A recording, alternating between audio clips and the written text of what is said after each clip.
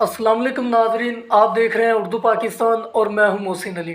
नाजरीन, हमारे मुल्क के पाकिस्तान में जहां भी देखें हर तरफ भिखारियों और मांगने वालों की लाइनें लगी दिखाई देती हैं।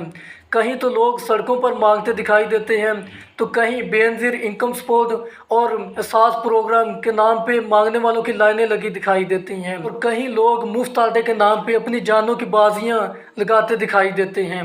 अब सवाल ये पैदा होता है कि हमारे मुल्क पाकिस्तान का ऐसा निज़ाम क्यों है? दूसरे छोटे बड़े मुल्क भी तो हैं, हमारी आवाम के इतने नाजुक हालात कैसे हो गए?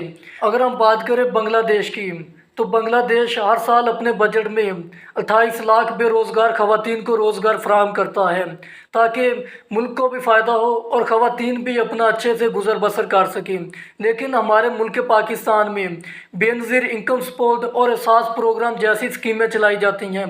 अब सोचने की बात यह है कि इस साल बजट में 450 अरब रुपए बेनज़ीर इनकम सपोर्ट के लिए रखे गए हैं, जिसके लिए ख़वातीन इतनी गर्मी में लाइनों में लगी दिखाई देंगी।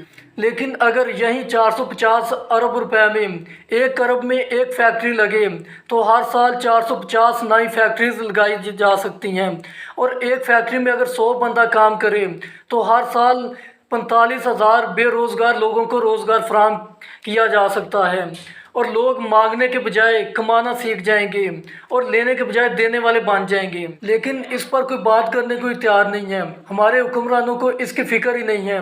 आज ख़वातीन को काम मिलना तो दूर की बात है, हमारे नौजवान लड़के सड़कों पर डिग्रियां लिए घूम रहे हैं, लेकिन काम नहीं मिलता। खुदारा इस गरीब आवाम का कुछ सोचें। अगर यही निज़ाम चलता रहा तो हमारे मुल्क में लोग डॉक्टर, इंजीनियर और साइंसदान बने या ना बने, लेकिन भिखारी ज़रूर बन जाएंगे। उम्मीद करता हूँ कि मेरी इस नाक़िस राय पर गौर ज़रूर किया जाएगा। अगर वीडियो अच्छी लगी है तो शेयर ज़रूर कर दीजिएगा। दुआ में याद रखिएगा। अल्लाह हाफिज़।